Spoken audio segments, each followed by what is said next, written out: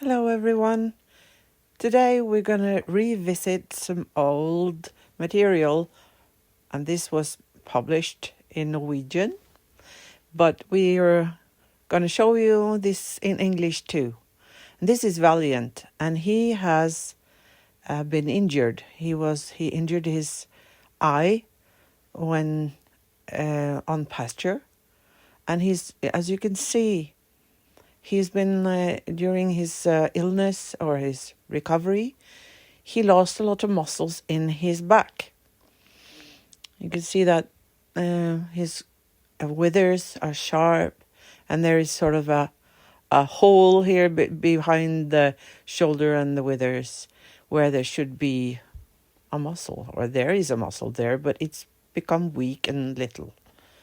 So this video is going to be about how to help him strengthen his back muscles, and also to see if he can manage to do some cantering. But here we're going to see how his eye is doing now, because the doctors had to take the eye away. But as you can see here, he's fine. He can walk, and he is sort of using the rider as a like the dogs that the blind are using. We are leading him, and he can see quite well through the other eye, and he trusts us. So even though he can't see things on one side, he's okay. So what I'm doing here, I'm in Norwegian. I'm explaining how I am helping him to stretch his back so that he can rely on the ligaments and the fascia in the back and the top line, so that he can train his weak muscles in a way that they're not so strained. Because if we shorten him up too much now, he will not be able to carry with those weak back muscles. So we need to make him stretch. And you can see here that he's also, he used to be quite slow, unwilling to go forwards. And that is, we found out, and we will show you here in the video, that that was because he was stiff in his top line. And then his hindquarters did not get to, were not allowed to push off and make impulsion. So what I'm doing here is that I'm letting him stretch, and in order to get him to stretch, I'm bending him to the inside, sitting on the inside seat bone, and when I bend and he's trying to stretch, I yield with my reins and let him. And I also need to follow his back movement with my seat bones. And we are going to talk a lot about that during this video. This video was taken over several days, and he had some long breaks in the training between those, because it's so important that when you're building muscles, you must let the horse or the person have some rest in order to build up the muscles in between the training sessions. Because when you train, you break down the muscles a little bit, and then they need to be able to build up before you start training again. So what are we seeing here? Yeah, we can see that I'm using a whip, and I'm not using that to whip him so he moves forwards, but I'm using it so that I'm touching his thigh with my whip on the inside every time that he touches the ground with his hoof on that side.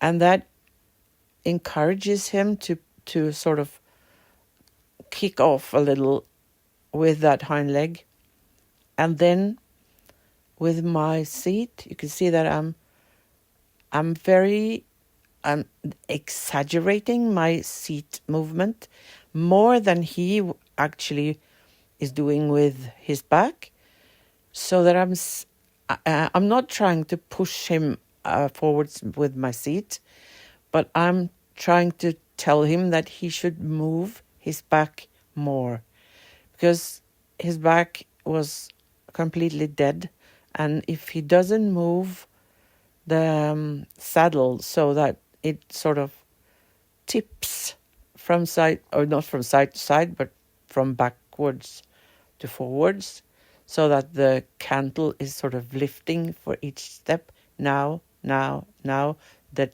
the cantle should lift. And if I move my bum forwards in the saddle every time the cantle lifts, then he will be able to lift his lower back, his lumbar back, every time he kicks off with his hind legs. So, you see, I'm moving my seat forwards and upwards now. Not there, because I was occupied with something else. But that is something that I'm showing at this moment.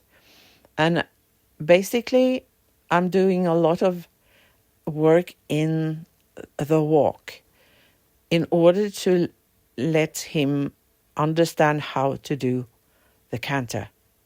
Because what he had trouble with was cantering to the left. And he's a jousting horse, so he needs to canter to the left, because that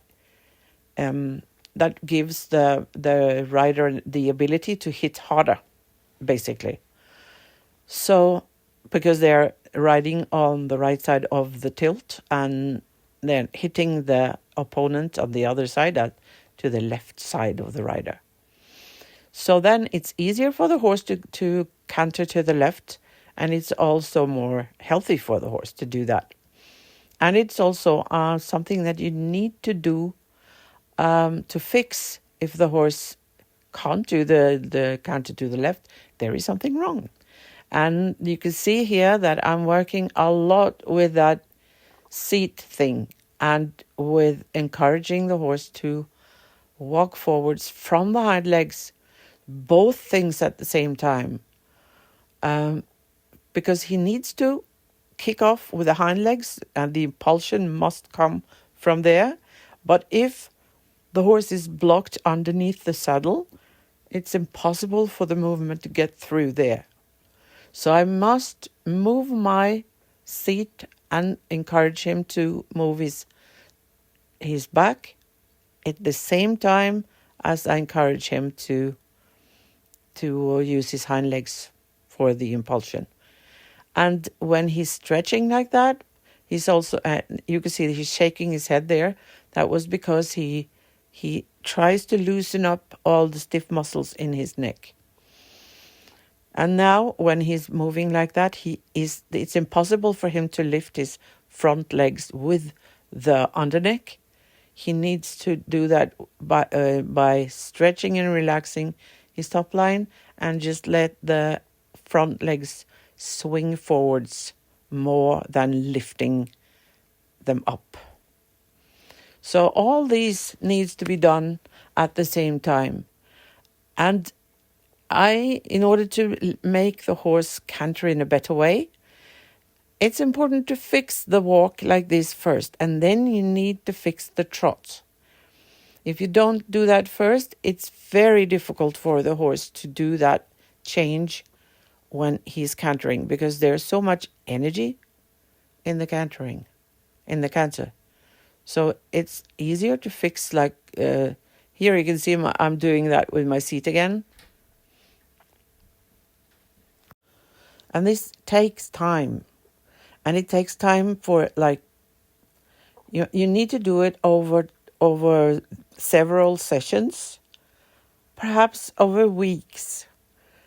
And it is important to not be impatient, because then you won't be able to fix the problem.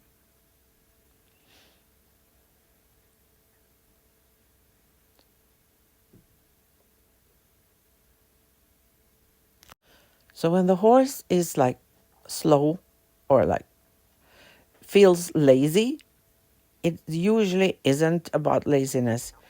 It's about stiffness and that the horse is not able to access the hind legs for the impulsion. So what we're doing here is enabling the horse to do it right when we come to the canter. And then we need to let the head down. You can see here I've taken up the reins, and then the horse is able to go to the contact to the reins. And now the horse is actually able to go to the contact on the outside rein.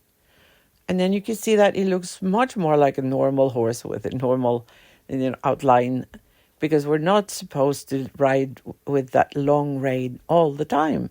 But we always start with the long rein to make sure that the horse is actually loose in the top line and loose in the underneck and can balance and the rhythm is right. And you know all that with a German training scale. You see that I'm doing a little with the inside rein all the time. If he doesn't want to bend, I need to encourage him, and then I yield with my rein to make him stretch. And if the horse is very stiff, that will take some time. But yield forward so the horse can take the contact. And sometimes they stretch a lot, but at this level, I'm letting him stretch, and because the stretching is the most important. You can always take the reins up again later, and then the horse will be much more willing to go to the contact in the right outline. You can see that he is doing that now, and then the contact will be very soft and nice, and the movement in your seat will be softer and not so hard. And I have this hypermobile body that is crooked and like very. I've been through many like accidents and stuff, so my body can't handle a horse that is very choppy to sit on. So then I have to fix that so that they relax, carry themselves in a way that is soft to sit on. And that is also very nice and healthy for the horse. You see that I'm doing this again and again, stretching, because there are so many things that can be stiff in the whole of the horse, and you need to make sure that all that is gone. And every time he stretches there, he is like blowing his nose and breathing and finding out how to breathe. And here you can see something we call the reverse excavator, when the horse is stretching and then he doesn't curl his nose underneath him. He stretches the nose forwards in the rhythm of the movement. Like the head is sort of dangling there, dangling at the atlas joint. There, then you know that the top line is relaxed. So all this we have done without trotting or cantering at all. But the goal is to make a better trot and a better canter. So let's see if that is possible. Often when I instruct the rider to, and the rider has, for instance, has trouble with sitting to the trot, then I start with helping the rider to do this movement with the hip joints. And then here I am. This is another lesson. I'm talking about how the trot can be really choppy sometimes. And then the trot is like instead of boom, boom, boom, boom. You get this double landing, and Valiant did that. It was very, very hard to sit on. And I'm talking about how I admire people who were actually able to sit on this horse when he was cantering or trotting, because it was horrible. So here I took the first steps in trot. And you can see that I'm standing in the stirrups. I'm letting his back swing, but the back did not swing that much. It was really, I was crashing against the pommel of the saddle, and it was very uncomfortable. And then I must assume that it was uncomfortable for him as well. So what I do again and again is that I'm relieving some of my weight out of the saddle and putting my weight onto the stirrups, because then, as you know, the stirrups are fastened in the saddle quite a bit in front of where the seat bones are placed. And then the weight is distributed to the front of the saddle so that the horse can lift the cantle of the saddle, the back of the saddle, much easier with his lumbar back when he's propulsing himself forwards from the hind legs. So I'm leaning a little forwards, and I'm letting him stretch, and I'm preparing the ground, preparing his body to be able to take the strides in the trot from the hind legs over the back, and not using his underneck. I'm positioning him a little to the inside and let him stretch. And when I'm letting him trot, I will try to persuade him to trot with his head down there. That is, of course, not the goal, but if, like, the final goal is, of course, to make him go in a normal outline. But for him to manage to do that with those weak back muscles and his trouble with coordinating correctly, I will do it like this. And then he was stretching, and then he stopped, because that was really hard for him, because he's used to using his underneck and his front legs much more, and not use his back that much. And then, of course, that was really hard for him to do it in that way, where I asked him to use his back muscles and his hind legs more.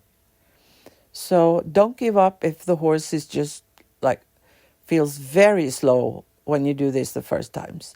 But you see, now he's getting the hang of it, and he's able, and then he was stumbling. That is a good sign, because then he's trying to change his rhythm to the better one. You can see here he's more parallel. Yeah. And you can see the parallel. I was talking about that in the last movie, or the last video that about Adonis. He's much more parallel here, and then it's easier for him to move his body, and you can see that he's actually moving more forwards, because his back is not blocked. So now I can do the rising trot. It's possible, because it was not possible to do the rising trot properly before that, because then the rhythm was very strange. So you can see that still he's stretching. I let him stretch very much. And sometimes he's a little behind the vertical, and sometimes he's stretching his head forwards, like the reverse excavator. There, that's the reverse excavator. That's one of the Trollspeiler strange expressions that we're using to sort of make metaphors for what we want to see. And I think that this was very good. And I stopped there, and here is another session. And now we start directly in trot, in a normal outline. And you can see that now he's able to trot in that right rhythm with the right parallel lines between the hind cadence and the front legs from the elbow to the carpal joint. And that is prerequisite for having a good balance and a good rhythm in trot. And when he's able to do that, his back will function and carry in a good way. And that is also a good starting point for doing the canter. Because the canter is the ultimate goal for this now these lessons. Now I was trying to ask him for canter, and he's good at striking off into canter. He's a jousting horse. He can do that from halts, but he's doing it in the right rhythm. And now he's like, yeah, I know canter. Yeah, you asked me for canter, I'm doing it. But then he's trying to do it in the wrong rhythm.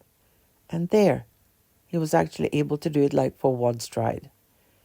And he thinks that I am such a stupid woman, and asks him to do it in what he thinks is the wrong way. But you can see that he's stretching. He's really interested, because it was really nice to be able to stretch his back as well. I hope you can see. It's a little far away, but I hope you can see it anyway. And you see I'm bending him and making him stretch downwards, inwards, forwards in a while, I guess. First inwards and then I think that I'm asking him to do the canter with a little overbent do through the canter strike off, because then he's not able to go into the wrong and his old rhythm or movement pattern. Yeah, that there. And then I let go of the inside rein again. So I don't like to ride them overbent, but when they're learning the right strike off, then you could use it. And then I was really happy with him. He did very well. And this was the canter to the right. That was what he was able to do before. He was always choosing the canter to the right, even on the other side. He was happily doing the counter canter, because he hated doing the canter to the left. So now we're going to see if he's going to do. Hey, he did it right away. First time, first try, and he did it. A little clumsy, but that is, I'm really happy with this.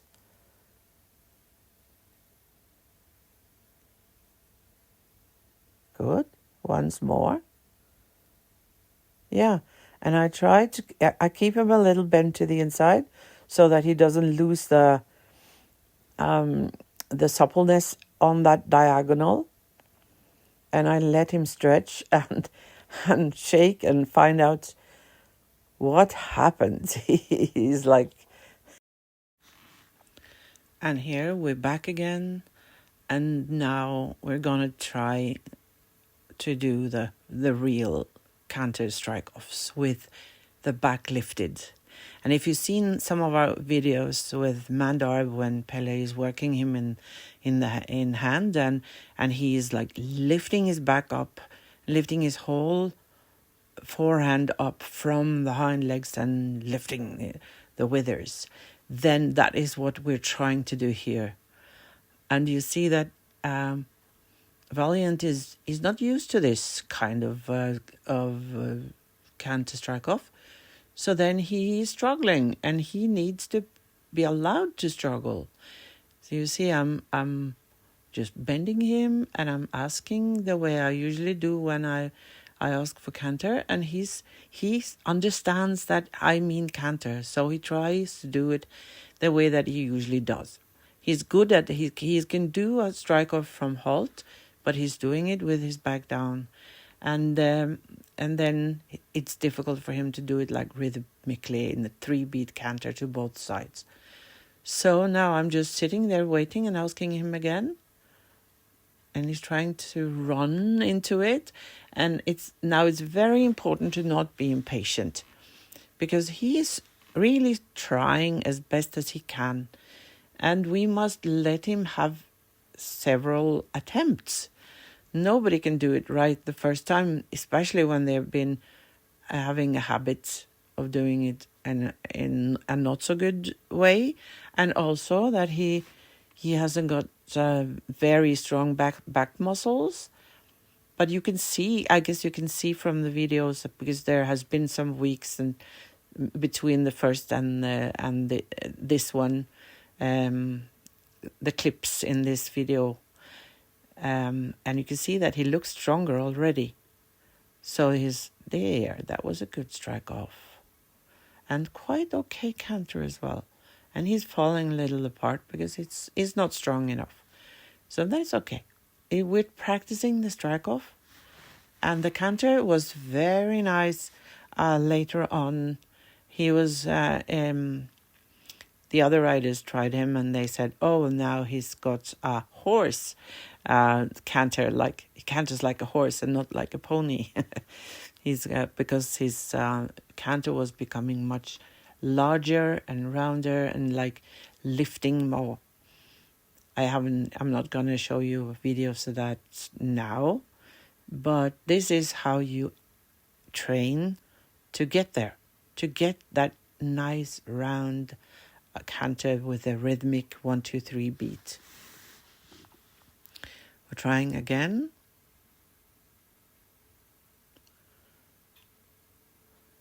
Just waiting until I feel that he's ready, that he's not tensing up. And you can see he's trying to tense up and lift his head and trying to do the canter strike off with his underneck, and he's not allowed to do that. And then he gets frustrated because he doesn't know how to do it. But then it was good. That's a very good strike off. And I'm trying to put my weights into the stirrups so that his back can swing, and he can lift, because it's so important to let the lumbar back be able to lift the cantle of the saddle up.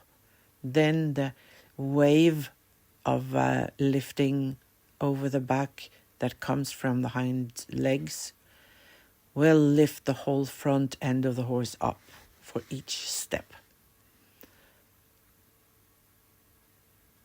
So let's see now. Now we're going to try the difficult part, the difficult side. But I'm choosing here to let him have a moment in walk, because he needs to sort of digest the things that he has learned. And now he's going to do it on the opposite side. That means that everything is like mirrored.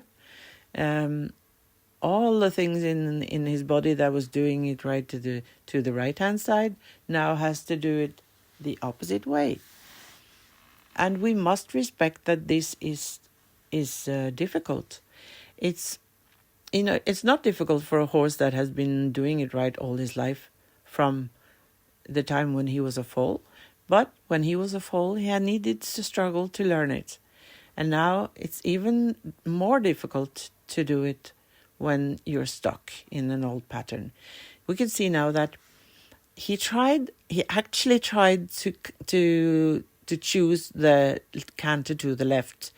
And that's good, because earlier he always deliberately tried to start in the wrong lead. And now he has tried twice and he's chosen the right lead every time. That's very good. But it's not just that he is choosing the left lead. It's also that he needs to do this through his whole body. You see that he's shaking and he feels like it's like stiff, and it's something is stuck, and he wants to let that free. That movement needs to come through the whole body.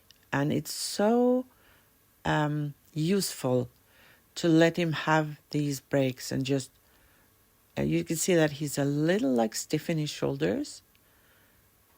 And he's trying to loosen up that while he's walking there. He's still a little stiff in his, like the first vertebrae from the head and backwards. Those two need to be very relaxed and loose in order to manage to move correctly. So that's why we look at that, when he's stretching, to have that reverse excavator thing. That is a useful term. Yeah, stretch. There he's stretching. And then he becomes a little more loose all the way. Good. There's no point in trying to do a good canter if the horse is not able to do this. Because then we will just fall back into the old habits. And you can see that he's much easier in the shorter outline now. But as we will see from the strike-offs to the left, it's difficult for him to do it while the outline is short and the rein is short, because he needs room for his top line and his back and his neck to work. You see that now he was actually trying his old habit, strike off to the right, and here he did it right, and he was stretching. He understands that he needs to stretch his back, but he's not able to stretch only the back and the neck when he's in a short outline.